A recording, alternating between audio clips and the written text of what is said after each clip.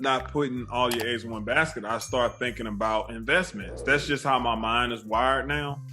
So that was like the Right. first thing I went to, and I said, as fathers, it's our primary job to teach our kids about financial literacy as well as investing and saving money. And that's where I feel like allowances come into play.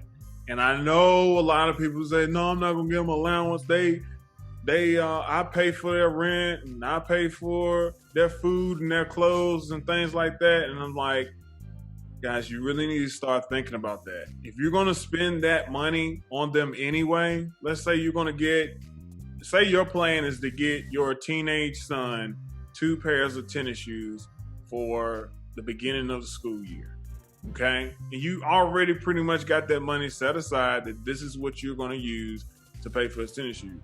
Why not give him half of that week by week? Not half of it, but I'm just saying, like, if you're going to give him a pair of shoes, why don't you just divide that amount of money up into even 1 month and say, I'm going to give you a little bit of money. If you really want these shoes at the end of the month, I'm going to get them for you. I mean, you can use the money to do that. That way that they learn, by giving them little at a time, they learn how to save that money and know how to make judgment when it comes to their money. And also, you know how big of an, let me just say this real quick.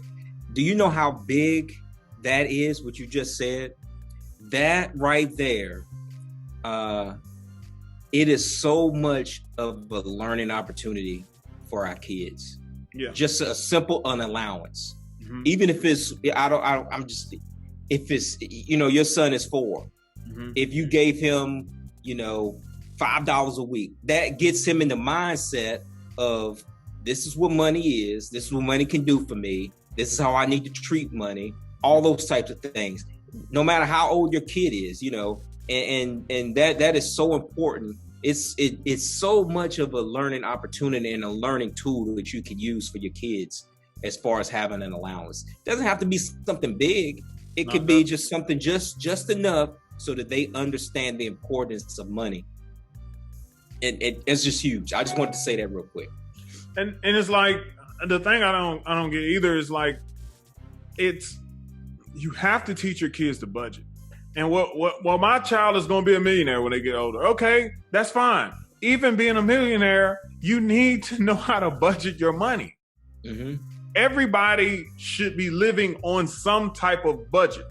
Okay, if you're a millionaire, you can't spend $200,000 a month. If you're a millionaire and you got $1 million and that's set and you have no other streams of income coming in, and you spend $200,000 a month, you're going to be broke before 6 months comes around. That's right.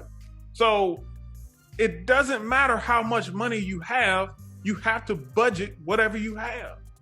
So with our kids, if we can teach them how to budget that money, not putting all, and even with investments and things, and I'm not a huge advocate of the stock market. I've seen, the good of it and I've seen the bad of it. So I'm more into investments that I can see, touch, and feel than what's on my screen on the Robinhood app.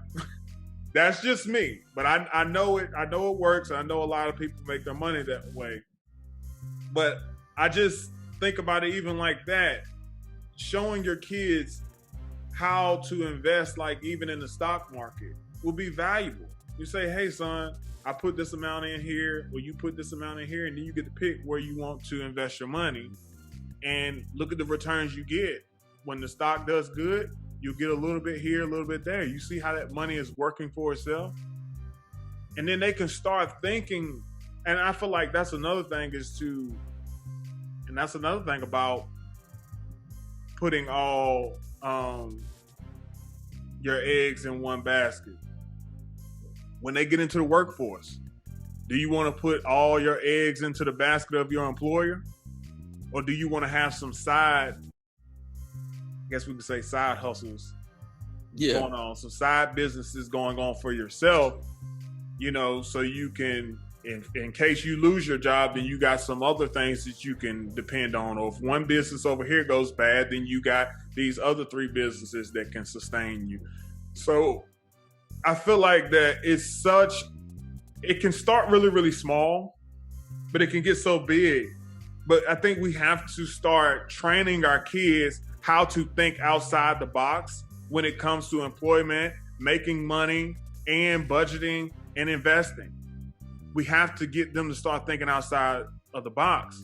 And like, even with Jonah, it's like, all right, you need some money? Let's do a lemonade stand. Get them out there. You got your lemonade stand. How can you grow this business, Jonah? What can you do? What could we do that you could make more money than you're making right now? First thing he might say, well, Dad, we're selling lemonade now. What if we start selling sweet tea? Then we probably could get some more people to come. I'm like, okay, yeah. But what if you could have another stand over where your grandmother lives and you still have this stand going over here? Yeah. So you can have huge, man. 2 stands. And then what if you could put another stand near where your school is at? You put another lemonade stand over there. Then now you got 3 lemonade stands that you're drawing money from. And then you're not even working full time at each. That's the ways that we can teach them from a small, low level and build it up. And I'm telling you, one of the first businesses that's the easiest business for kids to get into. And all you got to do is just go to Sam's Club. Shout out to Sam's Club. If y'all want to sponsor the podcast, you're more than welcome to do that. But just going to Sam's Club and going to get the candy bars over there and teaching your child, say, hey, this costs $10 a box. You got 10 pieces of candy in here. If you sell these pieces of candy for $2 each, you'll make a certain amount of money. Man. And then you can tell them, hey, you want to make more money? Well, your best friend next door, he wants to make some money too. You get him a box, let him go sell the candy, and you pay him a percentage, or you pay him half of the profit. Like, you have to teach your kids how to do this, man. They need our help. They need our help because society is telling them, hey, man, go get a job. Go get a job and work, So yeah.